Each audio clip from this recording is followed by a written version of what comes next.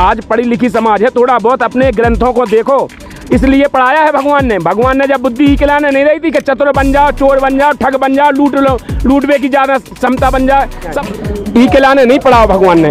भगवान ने पढ़ाओ जी खिलाने वो नहीं कर रहा है, लेकिन हम अपनी इस शिक्षा से हम चोर बन रहे अपने आप में, चतुर बन रहे। तो परमात्मा ने कहा है चातुर प्राणी चोर हैं, वाणी चोर कठोर, सतगुरु धाम न पहुंचेंगे ये 84 के ढोल। साथियों नमस्कार, मैं राहुल और आज हम मौजूद हैं मध्य प्रदेश के बैतूल जिले में और यहाँ पर संत रामपाल जी महाराज जी के सानिध्य में एक विशाल भंडारा चल रहा है। तो आप लोग तो जानते ही हैं कि भंडारे में दूर दूर से लोग आते हैं। तो यहाँ पर देखिए काफ़ी दूर दूर से हमारे पास जो है यहाँ पर व्यक्ति आए हुए हैं। तो यहाँ पर एक आध्यात्मिक बहस होने जा रही है, तो आप इस आध्यात्मिक बहस को जो है जरूर पूरा देखें। तो देखिए हमारे साथ जो है दो पक्ष मौजूद हैं, एक तरफ है संत रामपाल जी महाराज जी के शिष्य और दूसरी तरफ है जो संत रामपाल जी महाराज जी के शिष्य नहीं हैं और वो भंडारे में यहाँ पर घूमने के लिए आए थे। तो यहाँ पर इन दोनों पक्षों में एक ज़बरदस्त बहस होने जा रही है, आप इस वीडियो को जरूर पूरा देखें। तो सबसे पहले हम शुरुआत करते हैं जो संत रामपाल जी महाराज जी के फॉलोअर्स नहीं हैं, आखिर उनका क्या कहना है संत रामपाल जी महाराज जी के विषय में। नमस्कार सर, क्या नाम है आपका? मेरा नाम नीरज तोमर है, मैं ग्वालियर से बिलोंग करता हूँ। मैं यहाँ पे आपके संत रामपाल जी महाराज जी के भंडारे में आया था, मुझे सब अच्छा लगा। यहाँ पे 24 घंटे भंडारा चलता है, लड्डू जलेबी जिस समय को जो आपका देसी घी में भंडारा है मेरे को सब स्वादिष्ट लगा। पर मुझे एक बात मतलब अखर गई है, मतलब आपके संत रामपाल जी महाराज जी से इतना फोर्स क्यों कर रहे हैं कि आप नाम दीक्षा ले लो, आपके पुण्य कट पाप कट जाएंगे वगैरह वगैरह। अबे हमें नहीं कटाने, हमारा बगल में गंगा है, हम उसमें नहाएंगे, वैसे ही मेरे पाप कट जाएंगे। आप इतने फोर्स क्यों लगाते, मेरे को ये समझ में नहीं आ रही है। हम खा के जा रहे हैं भंडारा अपना। देखिए सर, इनका कहना है कि संत रामपाल जी महाराज जी के जो यहाँ पर ये जो मतलब भंडारा देखने के लिए आए थे, तो यहाँ पर उनको भक्त मिले, वो एकदम फोर्स कर रहे हैं कि भाई आप संत रामपाल जी महाराज से नाम दीक्षा ले लीजिए। तो उनका कहना है कि हम नाम दीक्षा क्यों लें भैया, हम अगर कोई पाप हो जाता है तो गंगा में नहा आओ, पाप धुल जाते हैं। इस विषय में आप लोग क्या कहेंगे? देखिए सर, पहले तो मैं अपना नाम बता दूँ, मेरा नाम है हेमंत दास, मैं निवाड़ी ज़िले से बिलोंग करता हूँ। मैं भाई को बता दूँ, भाई ने कहा है कि हमें भक्ति करके क्या करना है। बिल्कुल। और हमें अगर लगता है कि हमें कोई पाप हो गए हैं, जैसे कभी लगता है तो हम गंगा में नहा लेते हैं, पास में गंगा है। अगर गंगा के नहाने से अगर पाप कट सकते हैं तो आपका नंबर तो बहुत बाद में आएगा। वहाँ पर जो गंगा में जीव जंतु पशु मछलियाँ हैं, कछुआ हैं जो रहते हैं, उनका तो पहले मोक्ष हो जाएगा। तो वो पाप थोड़ी करते हैं सर। यार देखिए, यहाँ पर जितने भी जीव हैं सब पाप के कारण ही 84 लाख योनियों में फंसे हुए हैं। जितने भी जीव हैं धरती पे, जो 84 लाख योनियों में जो फंसे हुए हैं, अपने पाप कर्मों के कारण फंसे हुए हैं। क्योंकि जो मनुष्य जीवन है केवल भोग योनि, बाकी सब योनि भोग योनि है। मनुष्य योनि ही एक ऐसी है कि जो कर्म योनि है, जो कर्म करके अपने पापों को काट सकता है। बाकी सब भोग योनि है, वो भोग रहे हैं। तो हम 84 लाख योनियों में भोग करके आज मनुष्य जन्म मिला है, क्योंकि परमात्मा की वाणी है कि 184 भोग के पोपे अटकी आए, अब 100-500 ना पड़े कि फिर 84 जाए। तो हमारा कहना भाई से इसलिए है कि मनुष्य जन्म बड़ी भाग से मिलता है। अपनी रामायण भी इस बात को गवाही दे रही है। रामायण में लिखा है, बड़े भाग मानुष तन पावा, सुर दुर्लभ सब ग्रंथन गावा। जो भी भाई अगर ये समझते हैं कि भक्ति नहीं करना चाहिए, क्या फ़ायदा है इससे, तो बड़े भाग से मनुष्य शरीर मिला है। बाकी जितनी योनि मैंने बताई हैं, जो 84 लाख योनि है, सब भोग योनि है। कर्म योनि है तो केवल मनुष्य योनि कर्म योनि है, और हम कर्म करके मनुष्य योनि में ही अपना कल्याण करा सकते हैं। हम अपने पापों को हल्का कर सकते हैं, मोक्ष पा सकते हैं। तो यहाँ पर रामायण ने बताया है कि बड़े भाग से मनुष्य शरीर मिलता है। यहाँ पर परमात्मा संत रामपाल जी महाराज जी ने भी बताया है कि मानुष जन्म दुर्लभ है, मिले ना बारंबार, और तरवर से पत्ता टूट गिरे बहुत नहीं लगता डाय। मानुष जन्म पाए के नहीं रटे हरि नाम, और जैसे कुआं जल बिना बनवाया क्या काम। कुआं कितना ही सुंदर बना हो, अगर उसमें पानी ना हो तो बेकार है। इसी तरह मनुष्य जीवन है जे बड़े भाग से मिला है। मनुष्य कितना ही शरीर सुंदर हो, और अगर हमने भक्ति नहीं की तो व्यर्थ हो जाएगा। क्या कहोगे सर? आप जो बोल रहे हो हम मान लेंगे, आप तो कुछ ही बोले जा रहे हो। एक वर्ड पूछा था, और सेकंड चीज आप तो हमारे गंगा पे उंगली उठा रहे हो सीधी सीधी। हमारे जो अगर हम फूल तैरा दे अपने पूर्वजों के जो मर जाते हैं तो वो स्वर्ग चले जाते हैं। गंगा इतना पावरफुल है, और तुम तो जीव जंतु कहाँ ये फालतू की चीजें लेके बैठ गए हो। वो स्वर्ग पहुंच जाते हैं अगर फूलबा में सिराए दे, तो ऐसा है गंगा पावरफुल। इनका कहना है कि इनके जो मतलब कोई भी अगर जो बुजुर्ग हैं वो खत्म हो जाते हैं और उनकी जो अर्थियां हैं वो गंगा में प्रवाहित कर देते हैं, तो वो सीधे स्वर्ग चले जाते हैं। तो आप कैसे कह सकते हो कि उससे पाप नहीं करते? देखिए, ये बहुत बड़ा फंडा है। जे अगर इस बात पे अगर हम बात करें तो ये बहुत बड़ा फंडा है। जे हम लोगों को गुमराह कर रखा है। किसने कर रखा? आप किसके कहने से अस्थियां सराने जाते हो? पहले पूछिए, आप किसके कहने से जाते हो? जो पूर्वज कर रहे हैं हम वही करेंगे। हम अलग से थोड़ी ले आएंगे अपना। जो आप ले आए हो, आपके संत रामपाल जी महाराज ले आए हैं। हमारे जो पूर्वज भक्ति कर रहे हैं वो सबसे बेस्ट है।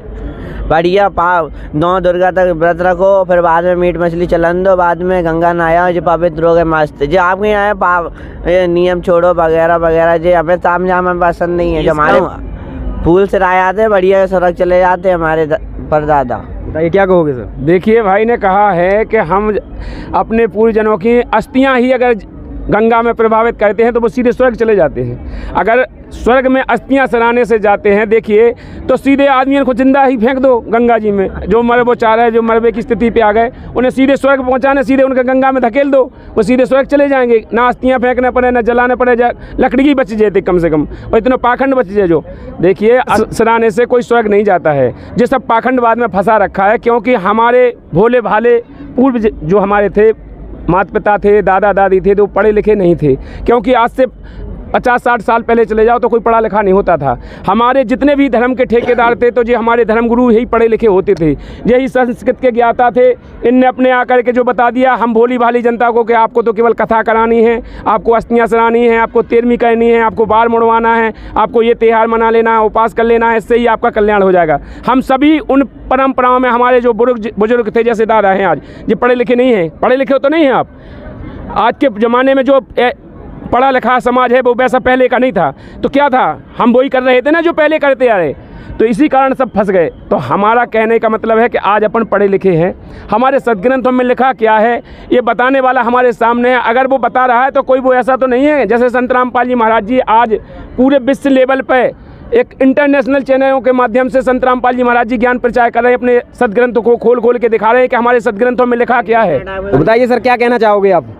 भाई साहब, जो हमारे सीधे सीधे सनातनी धर्म में उंगली उठा रहे हैं और कुछ नहीं है। क्योंकि इनने हमारे पूरे पूर्वज की भक्ति मतलब एक तरफ से एक साइड कर दी, अपने संत रामपाल जी महाराज को एक साइड कर दिया। इनने अपने संत रामपाल जी महाराज को ही महान बता रहे हैं। और मैं इनसे ये पूछना चाहूँगा, पिछले के पूर्वज पढ़े लिखे नहीं थे, मैं मानता हूँ, वो पिछले क्या जीवन काल नहीं चलता था, वो तो बिना देखे घड़ी टाइम बता देते। पहले का जीवन नहीं चलता था क्या? चलता था ना, और बढ़िया चलता था। पहले के पूर्वज 110 साल जीते थे, आज तो इतना नहीं जी रहे हैं। भाई साहब, जो भक्ति चल रही थी ना वो बढ़िया चल रही थी। आजकल ये जो संत आ गए ना, ये ढोंग रचा के इनने पूरे जीवन का नाश कर दो और कुछ नहीं।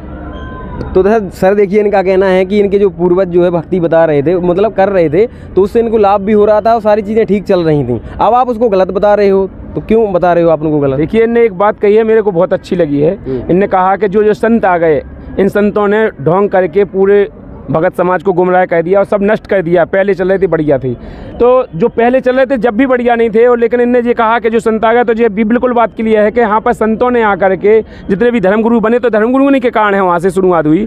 तो धर्मगुरुओं ने यहाँ आकर के आध्यात्मिक को बिल्कुल बिगाड़ रखा है। इन लोगों ने अपने मत से जो पाखंडवाद चला रखा है, ये पूरा व्यर्थ है। जैसे आपने कहा ना, अस्थियाँ सराना, तेरहवीं करना। एक बात बताओ, आपके घर में किसी की डेथ हो जाती है तो एक आदमी की मरने के बाद उसको छूते नहीं हैं, छू लेते हैं तो नहाते हैं तुरंत। क्यों कहते हैं? उसकी मिट्टी में गए थे नहा लो। बताओ, एक डेथ हो जाने पर नहाते हैं। एक मांस को उसी 5 तत्व की काया, एक बकरा हुआ, मुर्गा हुआ, कुछ भी हुआ, उसे जिंदा काट के खाते हैं यार।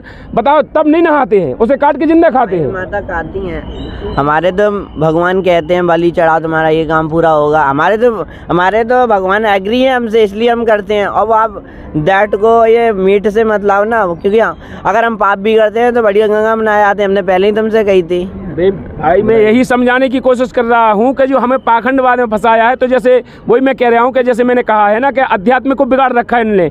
एक जीव को कितने बार ठगते हैं, ये थोड़ा विचार करो यार। विचारणीय बात है। जैसे हमें एक बार चलो शुद्ध करा रहे हैं आप, मान लो आपने घर ही हमें क्रियाक्रम करा के शुद्ध करा दिया, फिर गंगा जी भेजने की क्या ज़रूरत है? फिर इलाहाबाद क्यों भेजते हैं? फिर इलाहाबाद भेज दिया, वहाँ गया, वहाँ पर मुंडन करवाया उसका, फिर उस पर अस्थियाँ सिरवाई, फिर वहाँ भी शुद्ध नहीं हुआ, वहाँ से फिर वापस आया, फिर घर आया, सुबह ये भी आ गए फूल लेके, चलो भाई पंडित जी को बुला लो, शुद्ध का करा लो। फिर बताओ, गंगा ने शुद्ध नहीं करो, फिर आके शुद्ध का करा रहे, फिर शुद्ध का कराने के बाद फिर भी शुद्ध नहीं भाव, फिर 13 दिन बाद फिर क्या उठे, अब 13वीं करने शुद्ध का कराने, तो फिर 13 दिन बाद शुद्ध। कितने बार मरने, फिर 6 माह बाद छमाई करे, फिर कोई 1 साल बाद। तो मतलब हमें इनने सबने पाखंडवाद में अपने खाबे के चक्कर में हमें फंसा रखो यार, हमारी भक्ति मार्ग को बिगाड़ रखो। जबकि गीता जी में वर्जित बताया है, गीता अध्याय 9 के श्लोक नंबर 25 में स्पष्ट लिखा हुआ है। थोड़ा आप पढ़े लिखे जनरेशन हो, थोड़ा देखो विचार करो कि गीता जी में लिखा है, गीता अध्याय 9 के श्लोक नंबर 25 में लिखा है, देवताओं को पूजने वाले देवगति को प्राप्त जाने के बाद पुनः जन्म मृत्यु में आते हैं, भूत पूजते हैं, भूत बनते हैं, पितृ पूजते हैं, पितृ बनते हैं। तो जब हम भूतन की पूजा करेंगे, हम पितृ पूजेंगे, तो हम भूत बने कि नहीं बने, पितृ बने कि नहीं बने? ऐसे आपके पुरखा पितृ बन गए, भूत बन गए, तो बाद में वे कह रहे पितृ परेशान कर रहे, फिर उनकी ऐसा कर लो वैसा कर लो, क्रियाएँ कराते रहते हैं। तो आज पढ़ी लिखी समाज है, थोड़ा बहुत अपने ग्रंथों को देखो। इसलिए पढ़ाया है भगवान ने। भगवान ने जब बुद्धि ही खिलाने नहीं रही थी कि चतुर बन जाओ, चोर बन जाओ, ठग बन जाओ, लूटवे की ज़्यादा क्षमता बन जाए। सबसे पहले आदमी का हो पढ़ लिख जाए तो वो जा तलाशत अच्छी से बड़ी नौकरी कौन सा है, सबसे बड़ी नौकरी मिलनी चाहिए जी में मोटी रकम मिले, मोटी बाप हमें मिल जाए रिश्वत, जिसे हम जल्दी पैसा बन जाएँ। ई के लाने नहीं पढ़ाओ भगवान ने। भगवान ने पढ़ाओ जी के लाने वो नहीं कर रहे, लेकिन हम अपनी इस शिक्षा से हम चोर बन रहे, अपने आप में चतुर बन रहे। तो परमात्मा ने कहा है चातुर प्राणी चोर हैं, वाणी चोर कठोर, और सतगुरु धाम ना पहुंचेंगे ये 84 के ढोर। ये तो फिर 84 में चले जाएंगे। हमारी शिक्षा को जो यूज करना, तो भगवान ने शिक्षा ही के लाने दी टाइम पे, कि हर टाइम में प्राण टाइम है जी, हर टाइम में इस टाइम पे भगवान आता है, और भगवान आकर के वो सद्ज्ञान देकर मोक्ष कराता है। तो शिक्षा इसलिए आई थी, और शिक्षा का उपयोग कर लिया आपने काय में, पाखंड में, दुनिया के ही में फिल्म देख रहे हैं, पढ़ गए, एजुकेटिंग हो रहा है, जो हो रहा, अश्लीलता फैला रहे, सारी चीज़ें ये कर रहे हैं। ई के लाने शिक्षा दी थी भगवान ने हमें।